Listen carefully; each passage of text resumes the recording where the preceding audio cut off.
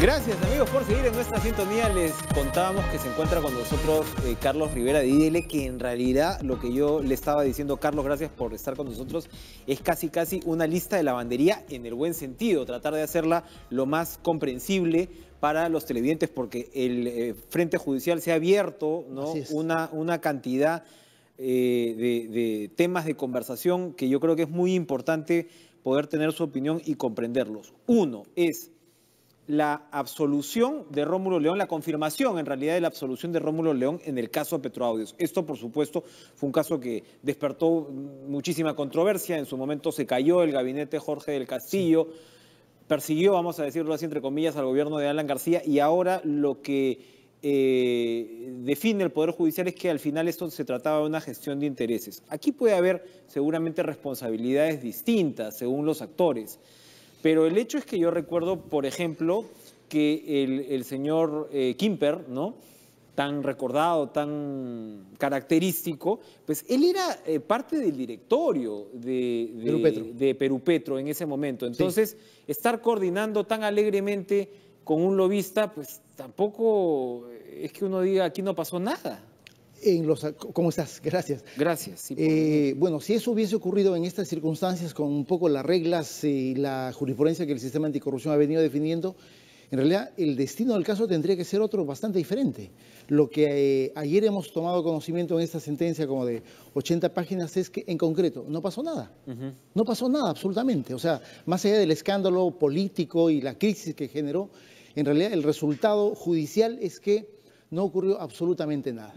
Pero digo eso no solamente por el tema de la casi nueva doctrina que se establece en términos de prueba prohibida o prueba ilícita, en relación a la doctrina que ya se había establecido en el sistema anticorrupción de los años 2001, 2002, 2003. Aquí se establece una nueva doctrina.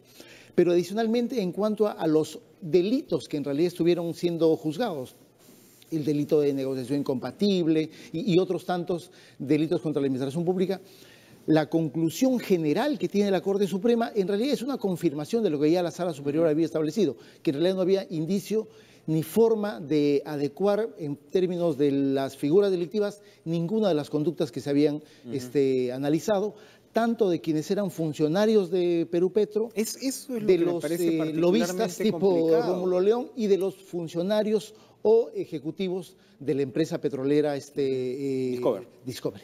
No pasó nada. Creo que lo más grave es la nueva valoración respecto de la prueba ilícita. En el año 2002, 2003, 2004 se terminó de construir una suerte de doctrina y jurisprudencia en el sistema judicial peruano de que si era posible utilizar prueba que desde la defensa se acusaba de ser prueba ilícita, sobre la base fundamentalmente de un criterio de ponderación, es decir, si bien es cierto, pudiese haberse incurrido en algún hecho de carácter irregular, la justicia ponía por delante un criterio de que era mucho más importante descubrir la verdad respecto de proteger los derechos de los investigados. Porque justamente la gravedad de los hechos daban cuenta de una imperiosa necesidad de que eso ocurra de esa manera.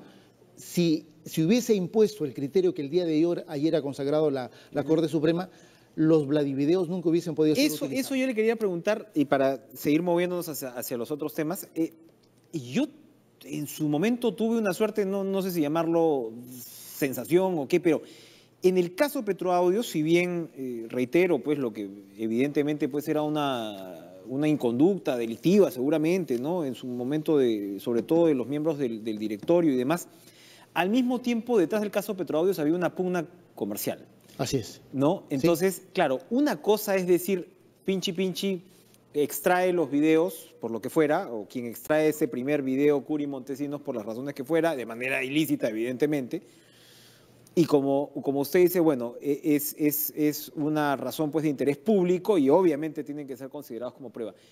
No es otra cosa, para concluir la reflexión, no es otra cosa el hecho que un video se filtre a la prensa o un audio se filtre a la prensa, y estamos hablando de interceptaciones, cuando es parte también de una guerra comercial que está detrás. No hay un criterio diferenciado a la hora, debería haber, digo yo, a la hora de valorar la licitud de una prueba. De hecho, la valoración que hace en su momento la Sala Superior, ¿no? En septiembre del año 2015, que es cuando excluyen que es lo que se está confirmando ahora. Luego se confirma en la sentencia de febrero del año pasado y la Suprema ya termina de sellar ese tipo de interpretación. Ellos dicen que sí, que hay una suerte de... No hacen una valoración respecto de otros hechos, que en este caso tendría que ser básicamente los famosos Vladivideos, ¿no es cierto? Que la justicia dijo esas pruebas son válidas. Exacto. Exactamente. Aquí en realidad se pone por delante la supuesta afectación a los derechos constitucionales de Quimper y de León Alegría. ¿Y se menciona el tema de esta competencia comercial? La única referencia que se hace es de que dice que ese criterio está consagrado en la sentencia del caso Business Track. Recuerda que condenaron a Ponce León o León Feijón, ¿no es cierto? Sí. Y que en ese caso León Alegría y Alberto Quimper aparecen como víctimas y agraviados de la interceptación telefónica. Sobre esa base dice, ellos por lo tanto tienen una condición de víctimas y no de perpetradores, ¿no es cierto?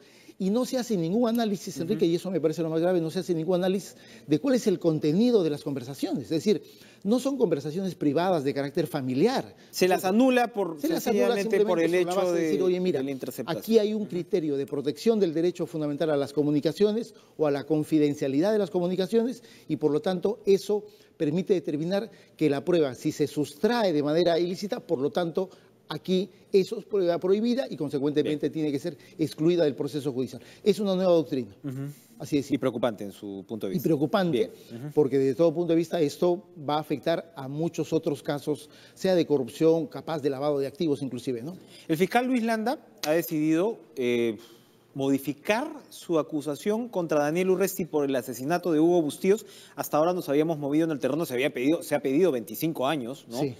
Por el tema de autoría mediata, que a la hora que se discute en medios pues se habla cualquier cosa, ¿no? Entonces sí. ahora también Fujimori pues es inocente. He leído por ahí que hay un silogismo, que la sentencia de Fujimori es un silogismo. Sí. Bueno, es una sentencia creo que con más de 300 pruebas, ¿no? Y no entremos otra vez a analizar, ¿no? el detalle, pero para que vea cómo se va olvidando en el debate público, ¿no? Macerando los argumentos. Definitivamente. Sí. Pero ahí va la autoría inmediata porque fue una de las partes de la estructura jurídica de la sentencia de Fujimori esta. A Urresti en principio se le señaló como parte de autoría inmediata y Urresti también señaló que qué es esto de autoría inmediata. Esto no. El fiscal modifica su acusación y lo involucra como coautor. ¿Qué quiere decir esto? En realidad la fiscalía del doctor Landa no ha modificado. No es una modificación exacta. En realidad en términos más concretos lo que ha hecho es una precisión de la acusación. Landa postula en su acusación escrita que Urresti tiene la condición de autor inmediato. ¿Por qué razón? Porque él dice, Urresti era el S2, es decir, el jefe de inteligencia de un Estado Mayor del Batallón Contrasubversivo de Castropampa. Y por lo tanto, en esa condición de autor inmediato, él ayuda a planificar y a emitir una orden criminal del asesinato del periodista Hugo Bustíos. Pero Landa señala de que en el juicio se ha encontrado con evidencias, especialmente el testimonio de la señora Rodríguez Chipana, que señalan haber visto a Daniel Urresti en el mismo hecho criminal, en el pago de Erapata, entre las personas que dispararon. Eso convence al fiscal Landa de que en realidad hay una suerte de desdoblamiento del autor, es decir, tiene un momento de autor inmediato. No solamente hay una planificación. Así es, no solamente participa en la planificación y la emisión de la orden, sino que él ingresa al escenario criminal para garantizar el cumplimiento de la orden, de la propia orden que la Vera Hernández ha emitido, y por lo tanto Landa lo que él ayer ha precisado es de que siendo esto así y habiendo prueba que determina su presencia en el lugar de los hechos, él, por lo tanto, desde ese momento pasa a tener la condición de autor, de coautor material de los hechos. Esa es la precisión, no se ha desvinculado, no ha cambiado, sigue siendo una acusación por homicidio calificado, sigue siendo el asesinato de Hugo Bustíos, ¿no? El juez podría concluir que de repente el señor Urresti no hay pruebas para decir que sí estuvo, pero que sí planificó, aún así, con esta acusación. Creo que ahora la sala, esto es un mecanismo perfectamente legal, la sala tendrá que justamente hacer una valoración sobre la base no tanto de una argumentación jurídica, que creo que pasa a un segundo nivel, sino si es que efectivamente la postulación que ha hecho ayer el fiscal Landa tiene argumento de carácter probatorio. Según la defensa de Urresti, además me llama la atención, él en realidad está retrocediendo a lo que habría sido la defensa de los que ya han sido sentenciados. Es decir, lo que Urresti dice es que el crimen no pudo ser cometido por miembros del ejército. sino por Sendero Luminoso. Así es, esa es la teoría. Y eso ya quedó sellado, para utilizar sus términos, en la sentencia anterior. Sí. Entonces, el juicio actual tendría que tomar en cuenta que ya judicialmente ha quedado refrendado que son miembros del poder base jurisprudencial que determina que el crimen no fue cometido por Sendero, que no es cierto que Urresti se haya enterado 24 horas después, sino que el crimen fue ejecutado por elementos militares. Ahí bueno, es una decisión de Urresti, ¿no? Ese es el punto de partida. Como estrategia. ¿Cuándo deberá llegar esta sentencia?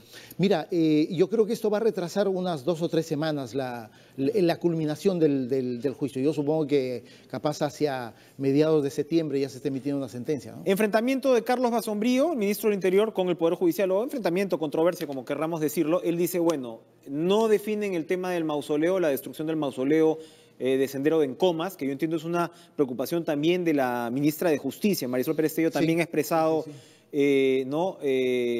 sobre el tema. Y bueno, y además dice, se demoran con el caso Perseo, el famoso caso Perseo, que compromete a los miembros del Movadef. Sí, a los principales. Que están ahora varios en huelga, promoviendo huelgas en el magisterio.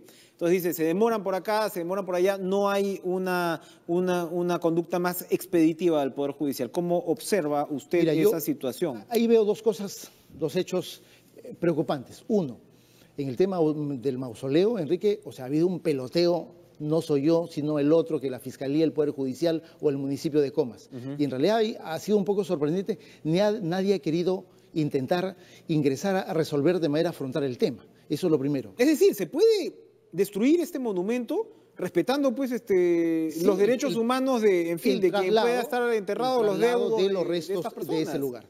Pero no se toma la decisión. A mí me da la impresión que era un tema más de carácter municipal que judicial. ¿El alcalde de Comas pudo hacerlo? Sí, lo pudo hacer, ¿no es cierto? Lo pudo hacer, no se ha hecho.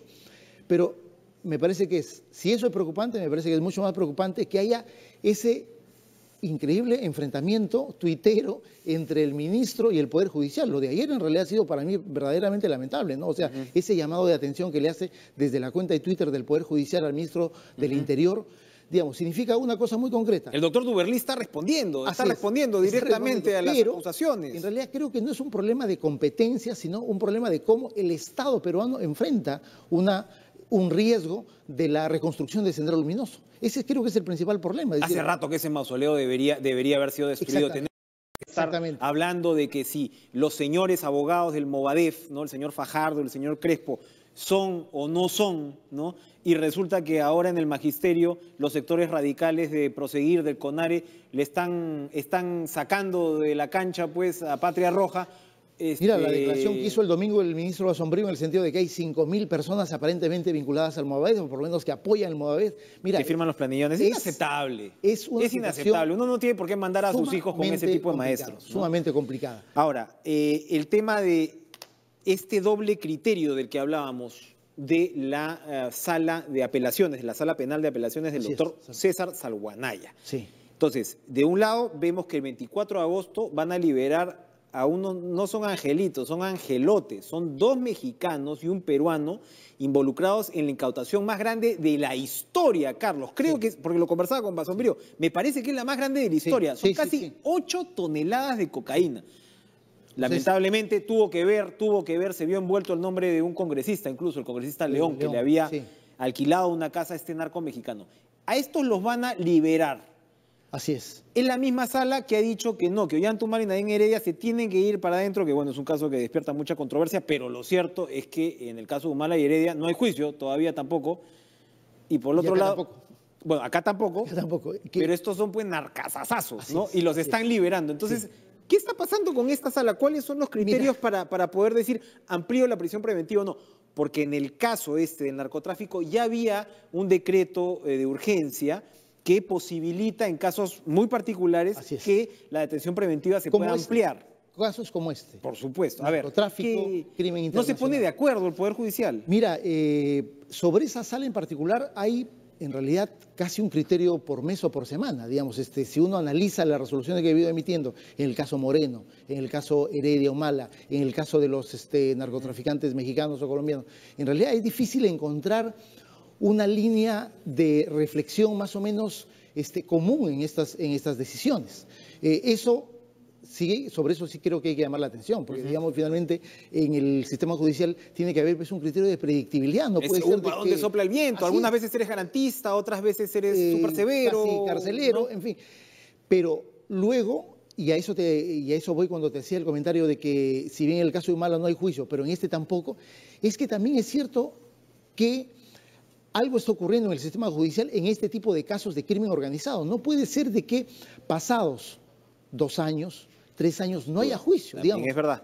¿Cuáles son las deficiencias o las ausencias que uno podría encontrar en un caso de esta naturaleza para llevar a juicio a toda esa gente? Dice que es una investigación muy complicada, pero entonces yo me pregunto, ¿tú puedes seguir investigando y al mismo tiempo formular acusaciones sobre los que ya están adentro y evidentemente claro, y después le puedes seguir metiendo delitos, ¿no? O sea, la idea de que me encontré con una superorganización criminal, crimen organizado, crimen transnacional, y voy a pretender buscar en mi investigación no solamente a los que he detenido, sino a todos los contactos de carácter regional o internacional que existen, bueno, puede ser muy loable y muy positivo, pero eso no puede impedir tu objetivo más concreto, de que no te metas en problemas, de que te permitas la liberación de esta gente como consecuencia de que pasó el tiempo ampliado inclusive de prisión preventiva y no hay ninguna acusación y no hay ningún juicio y por lo tanto le das la posibilidad a la defensa de los investigados de hacer gestiones de esa una última, porque bueno, tenía la de la ley antitránsfuga, pero ya el vicepresidente del Congreso habló sobre el tema. Mañana seguramente podremos comentar después de la audiencia del Tribunal Constitucional, pero sí me interesaba su opinión sobre el Consejo Nacional de la Magistratura. Sí. El Ejecutivo ha presentado un proyecto de ley que parece que ni siquiera el Ejecutivo es muy entusiasta con él. Sin duda alguna. ¿No? Sin o duda sea, alguna. yo creo que ni a la propia ministra de Justicia le gusta el proyecto de ley. Sí. Ve tú a saber por qué finalmente se presentó. Es un proyecto del presidente. No, exacto, es como una suerte de promesa de campaña. Pero, a ver, todo el mundo está de acuerdo en que hay que reformar el Consejo Nacional de la Magistratura. Sí. Y por el otro lado se plantea el riesgo de politizar la designación de los miembros. Lo que está diciendo el Ejecutivo es cada poder del Estado y el Ministerio Público eligen cada uno a su representante y el quinto se ponen de acuerdo para elegir a uno, ¿no? Entonces se dice, esto politiza. Por el otro lado se dice, sociedad civil, estamos sacándolos, ¿ya? Absolutamente. De esta deliberación. Pero a ver, siendo abogado del diablo en este caso. De un lado, la designación de la sociedad civil se ha complicado muchísimo el Consejo Nacional de la Magistratura. Tenemos muchas críticas. Miembros de bajo nivel. Pero también, Enrique, ha habido, en el momento que el representante de la sociedad civil han presidido el CNM, también ha habido actuaciones en realidad bastante destacables. Que fue el periodo anterior, ahorita no. El periodo anterior. ¿No? Entonces, ¿qué ha pasado para que la sociedad civil desdibuje su participación? Porque claro, uno ve el colegio de psicólogos con 4 votos de delegados nombra, ¿no?, a uno, de ahí tienes a las enfermeras, las universidades, pero son las universidades no tan buenas, las que terminan eligiendo, eso por un lado. Y por otro lado, para terminar la reflexión, el tema es que yo revisaba, por ejemplo, en Colombia, la reforma que se acaba de aprobar es realmente un reflejo de equilibrio de poderes, es decir, Poder Judicial manda su terna al Congreso, Ejecutivo manda su terna al Congreso, 2 ternas separadas, ¿no? Y el Congreso decide sobre la terna del Poder Judicial, elijo, sobre la terna del Poder Ejecutivo, elijo. Es muy loable lo de la sociedad civil, pero digo yo, una democracia no tiene que avanzar finalmente a que los poderes del Estado se pongan de acuerdo y hay un equilibrio de poderes y nos den, pues, nos entreguen comisionados correctamente elegidos. Debería ser así, debería ser así. El problema es que, en general, han habido muchas críticas sobre el CNM, pero creo que hay una que ha sido más o menos común durante todos los años y desde todo punto de vista.